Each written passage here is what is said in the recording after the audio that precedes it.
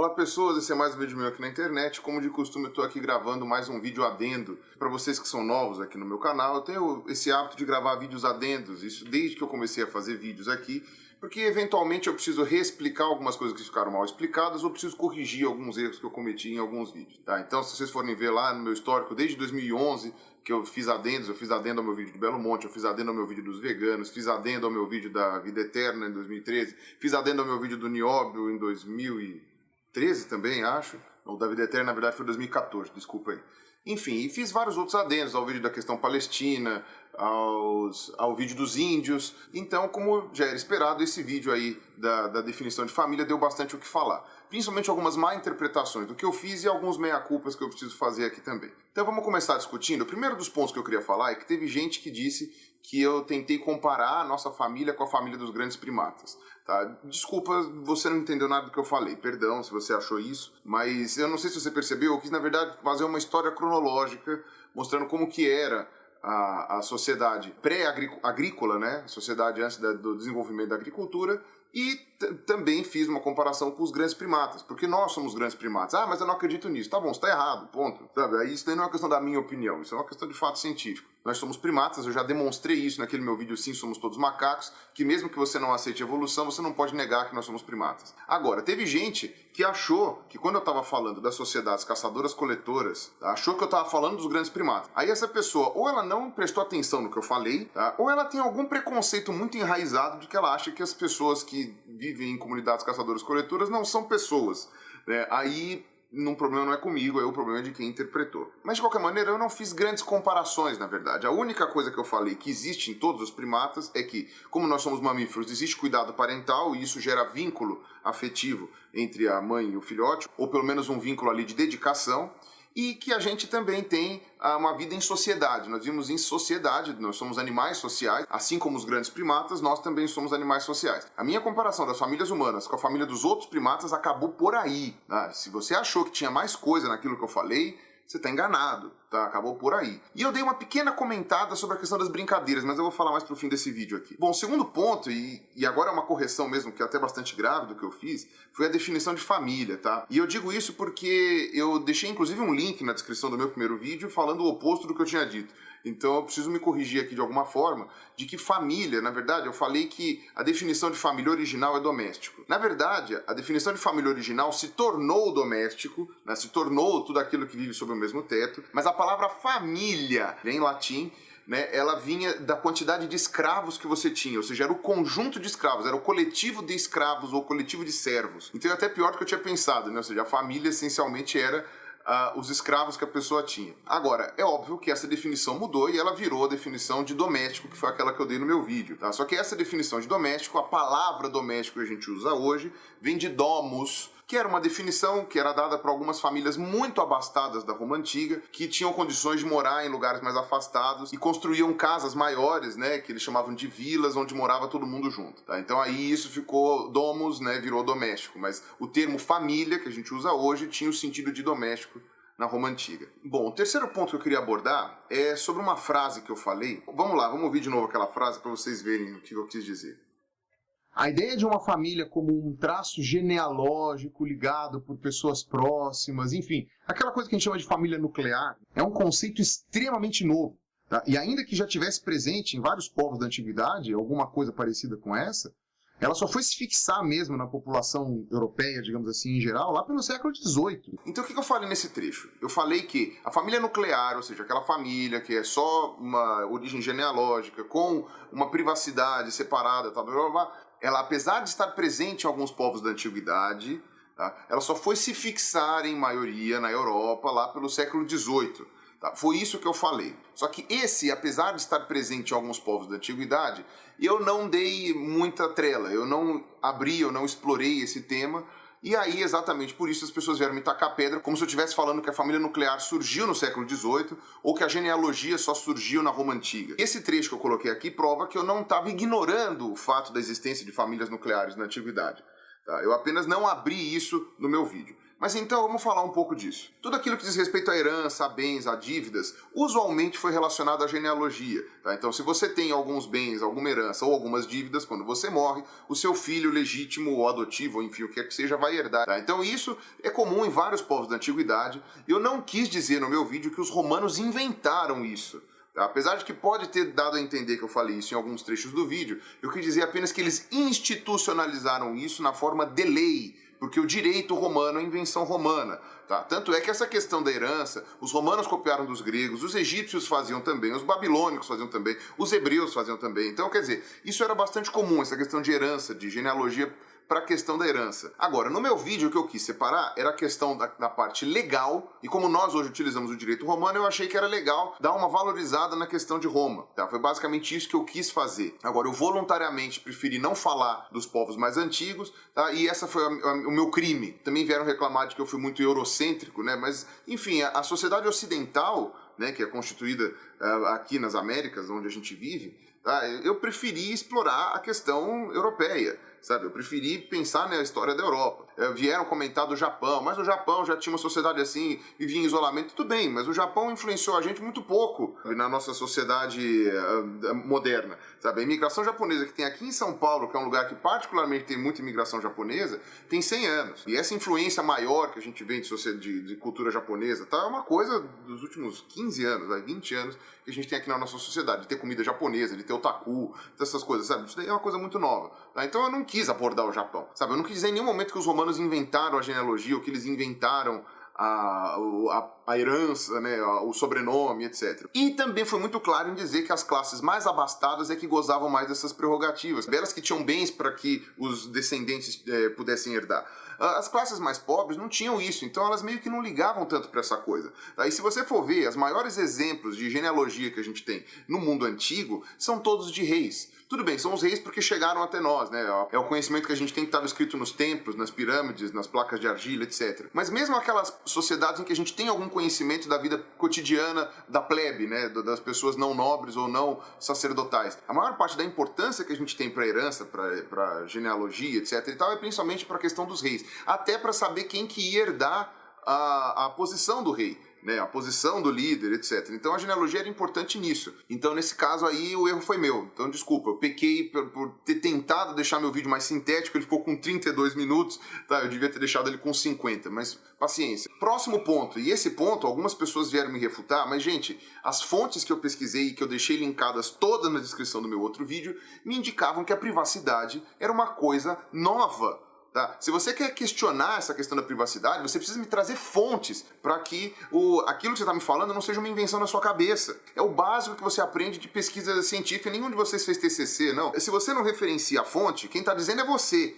Entendeu? Você precisa dizer de onde veio. Eu coloquei fontes na descrição do meu outro vídeo explicando de onde eu tirei aquilo. Se você acha que a invenção da privacidade é mais antiga do que aquilo que eu falei, sinta-se à vontade para questionar, mas me apresente as fontes, senão é só mimimi. Desculpa. Sabe? Agora, é óbvio. Eu falei mais da questão da Europa. Se você quiser me falar que no Japão a privacidade era muito valorizada, então isso era lá no Japão. O Japão, como eu falei, influenciou muito pouco na nossa sociedade até poucos anos atrás. A infância também, veio o jeito que veio questionar, dizendo que, mas você falou que a infância é uma invenção nova, então quer dizer que a gente deveria também voltar às origens e deixar as crianças como semi-adultos e tal. Eu falei, não, eu não estou falando que tudo que é novo ou que é antigo deveria ser extirpado ou mantido. Sabe? Isso é uma coisa muito interessante que as pessoas não entenderam. Elas acharam que eu estava dizendo que porque a família tradicional é nova, a gente não deveria segui-la. E não foi isso que eu disse. Eu quis dizer apenas que a família muda de conceito com o passar do tempo. E eu quis apenas mostrar como isso é um processo dinâmico. Só isso. Eu não quis dizer que a antiga era melhor que a atual, ou que a atual não deve ser mantida porque a antiga é muito melhor, sabe? Mesmo porque isso seria tradicionalismo. Aí o conservador seria eu. Tá? Eu não estou falando nada disso. Agora é óbvio, tem coisas mais antigas que são melhores do que as atuais, tem coisas atuais que são melhores que as antigas. Não dá para generalizar, isso daí é uma coisa que você faz um por um. Então, por exemplo, a infância que a gente está gerando hoje pode até ser maléfica daqui a alguns anos. A gente vai descobrir que a gente não deveria estar deixando as crianças estudando o dia inteiro, deveria ter posto ela para trabalhar. Pode ser, mas por enquanto a gente está aprendendo ainda como é que funcionam essas coisas. E tudo que a gente tem observado mostra que a infância é um conceito extremamente novo. O que não quer dizer que as brincadeiras sejam novas, porque aí sim volta aquela retomada que eu tinha falado antes. Todos os mamíferos, obviamente os primatas inclusos, os filhotes gostam de fazer brincadeiras, e essas brincadeiras estão obviamente presentes nos humanos, elas são naturais, tá? Então quando você tem uma privação dessa fase para a criança, talvez isso seja uma coisa maléfica. Mas isso que eu estou falando, a nossa sociedade que extirpou, digamos assim, a infância socialmente das crianças por um período muito longo, e agora ela está recuperando isso, está dando de volta a infância para as nossas crianças. Um outro ponto que eu quis abordar e que eu quis evidenciar é a questão do afeto, sabe? E que é uma coisa que o direito já está assumindo, já está aceitando. Antes você casava por interesse, e isso não tem como você negar, entendeu? Você tinha, obviamente, uma outra pessoa que casava por amor, tinha, mas era uma exceção. Eu fui extremamente claro no meu outro vídeo. A generalização do casamento por afeto é uma coisa dos últimos 40 anos na nossa sociedade.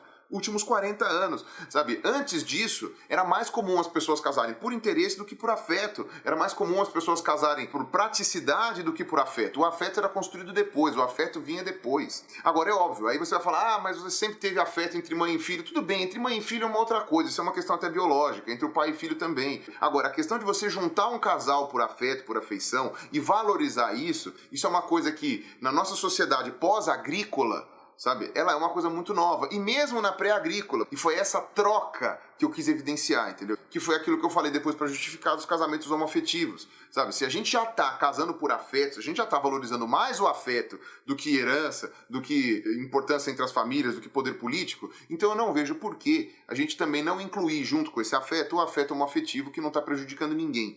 Tá? Esse foi o ponto e é essa que é o entendimento da nossa lei atual e da nossa jurisdição. Então eu só quis dar uma explicada. Então, e essa transição que eu acabei de falar, eu acredito que nenhum jurista, nenhum sociólogo, ou nenhuma pessoa que estuda na área vai ter condições de negar, entendeu? Porque, inclusive, é o que estava escrito nas fontes que eu usei. Se eu estiver errado, por favor, me aponte as fontes que eu vou ler. Aí que eu acho que foi a parte mais chata para fazer esse vídeo resposta aqui, esse adendo, porque eu tive que voltar a ler a Bíblia, tá? Foi o pessoal que veio falar de que a família tradicional já está na Bíblia e que a Bíblia já mostra que isso daí deveria ser feito, blá, blá, blá, blá. Eu tentei chafurdar isso daí, porque inclusive eu já li a Bíblia há muito tempo, né, mais de uma vez, eu voltei a pegar esses versículos, tá? E inclusive eu olhei para interpretações de sites bíblicos, né, que defendem a Bíblia, né, não são sites ateus, em que eles tentam fazer um monte de manobras e malabarismos para justificar exatamente essas passagens da Bíblia. E alguns até chegam na conclusão mais do que óbvia de que as tribos de Israel lá na época do Velho Testamento eram uma sociedade bastante diferente da nossa. Então, a maioria dos personagens da Bíblia que eu vou citar agora, inclusive, não há historiografia sobre eles, tá? Provavelmente são personagens que foram criados para contar uma história, sabe? Para dar uma moral, né? Aquela coisa de etiologia que eu já expliquei. Ou até foram pessoas reais e isso que aconteceu foi usado para justificar alguma coisa que veio depois. Tá? Um exemplo, Gênesis 4:19. E tomou Lameque para si 2 mulheres. O nome de uma era Ada e o nome de outra era Zilá. Tipo, Lameque, no Gênesis, primeiro livro da Bíblia, era bígamo. Ele tinha 2 esposas e isso estava ok.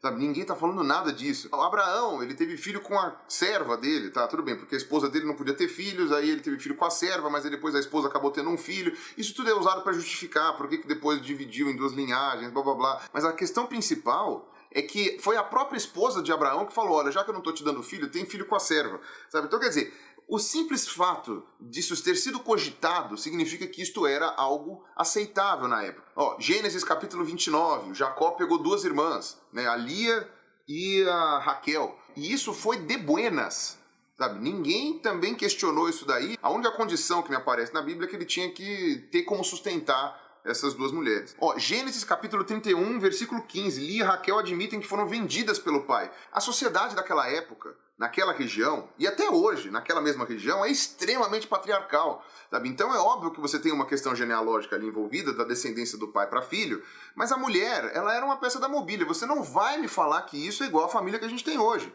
Você não vai me falar que a mulher sendo uma coisa que você compra e vende é uma família tradicional como a gente tem hoje. Sabe, se você vai falar uma coisa dessa, sinto muito, você é uma pessoa babaca. Ó, Levítico, capítulo 18, onde ele fala dos casamentos ilícitos. Isso aqui é basicamente um guia contra o incesto, sabe? Ele fala principalmente, você não vai transar com a sua irmã, não vai transar com a mulher do teu irmão, blá, blá, blá. E no versículo 18, ele proíbe que você se deite com uma outra mulher que seja rival da sua esposa. Então veja bem, esse versículo, ele não está digamos assim, estimulando a monogamia. Ele está apenas dizendo assim, olha, se você vai ter mais de uma mulher, toma cuidado para não ser rival da sua esposa primeira, né, da mais antiga. Ou seja, é muito parecido, inclusive, com as leis do Islã, que o Islã ele foi baseado em boa parte no Velho Testamento. A questão era principalmente evitar a dor de cabeça. Então você não vai ter duas mulheres que são rivais dentro da tua casa, porque isso daí vai gerar um problema para todo o povoado aqui, para toda a comunidade. Então você arrume duas esposas que não briguem. Isso é reforçado em Deuteronômio, capítulo 17, versículo 17. Conselhos para que os reis não acumulem mulheres. E logo no versículo anterior tem um conselho para os reis não acumularem cavalos. Exatamente. Então, quer dizer, era pouco recomendado que os reis acumulassem cavalos do mesmo jeito que eles acumulassem esposas. Tirando o fato de que esse capítulo está dizendo que você não deve acumular bens da mesma forma que cavalos e esposas, ou seja, as esposas são seus bens também, ele também não está pregando a monogamia aqui. Ele está falando apenas para você pisar no breque, para você pegar leve, porque isso daqui vai te dar dor de cabeça. Eu duvido que o rei teria um único cavalo. E como está no versículo anterior, também não tenho por que acreditar que ele teria uma única mulher. Essencialmente, a sociedade da época era extremamente permissiva com casamentos polígamos, sabe? Casamentos com mais de uma mulher. E essa permissividade é muito clara, inclusive, nos outros livros, lá de Samuel, Reis, etc. O rei Salomão tinha 700 esposas e 300 concubinas, sabe? O rei Davi também tinha um harém. Se você for olhar no Velho Testamento, a monogamia, ela é condicionada pela falta de posses. Se você tiver dinheiro para manter mais de uma esposa, você pode ter mais de uma esposa tranquilamente. Se você não tem dinheiro, você mantém uma esposa só. No Novo Testamento, me corrija se eu estiver errado aí, mas que eu me lembre, Jesus não falou nada sobre monogamia, poligamia. Ele falou para honrar a família ou alguma coisa assim, mas nem a questão do pai e mãe ele levou muito a conta, porque eu lembro de quando tem aquela história do cara que vai seguir ele fala, só vou avisar minha família. Ele falou, não, que você exploda a tua família. Se você quer avisar a tua família primeiro e depois me seguir, você não serve para mim. Mas a parte do Novo Testamento que fala mais claramente essa questão da família, são as cartas de Paulo, que são aquelas epístolas que ele escreveu depois. Então vamos dar um exemplo aqui. Primeira carta de Paulo a Timóteo, capítulo 3, em que ele fala que um bispo excelente é um bispo com uma esposa só. Para começar, Paulo de Tarso era um cara que via o sexo de uma forma extremamente imunda. Ele deixa isso muito claro em todas as cartas dele. Se você forem ler o Novo Testamento, vai olhar lá. Ele detestava o sexo, ele dizia que era um mal necessário, que o sexo era fundamental só para reprodução, e que se você não fosse reproduzir, não faça sexo, de preferência seja um abstêmio. Então ele está recomendando aqui que o bispo tenha só uma esposa. Ou seja, era um sacerdote da igreja cristã primordial, lá, primitiva, da época de Paulo. Pode ser uma questão moralista do Paulo, pode sim, obviamente. Pode ser também uma questão de tempo, ou seja, o sacerdote, para poder dar conta de toda a comunidade, ele não poderia ter que dividir seu tempo com muitas esposas, então ele poderia ter uma esposa só, porque facilitaria tudo. Ou, inclusive, uma questão financeira, que foi aquilo que eu estava falando. Quem tem mais dinheiro tem mais de uma esposa.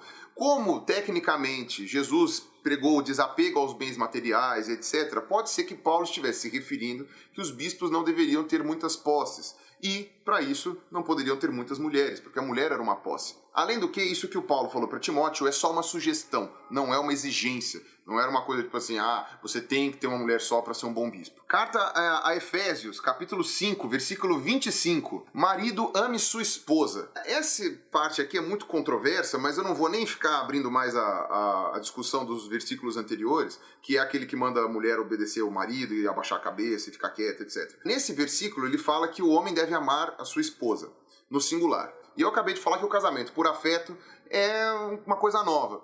Mas não confundam o amor cristão, que é pregado por Paulo e por Jesus na Bíblia, com o amor que a gente tem hoje por uma pessoa que você quer se relacionar. Quando eles falam de amor, amor é ser respeitoso, tratar bem, entendeu? Ser cristão, é essa coisa, entendeu? Então, do ponto de vista bíblico, se eu ajudar uma velhinha a atravessar a rua, se eu der esmola para um mendigo, se eu fizer caridade como instituição beneficente, eu estou doando amor, eu estou sendo amoroso. Tá? Isso não quer dizer que eu quero me casar com todas essas pessoas, não é esse tipo de amor a qual Paulo se refere na maior parte das suas cartas. Então, quando ele fala marido, ame suas esposas, talvez ele esteja falando para você ser respeitoso e para você ser uma pessoa justa com ela. E não necessariamente o amor ou o afeto prévio, que é aquilo que rege os relacionamentos atuais, ou pelo menos a maioria deles. E aí você vai chegar para mim com mais um monte de justificativas tentando dizer, mas Deus quis dizer isso, Deus quis dizer aquilo.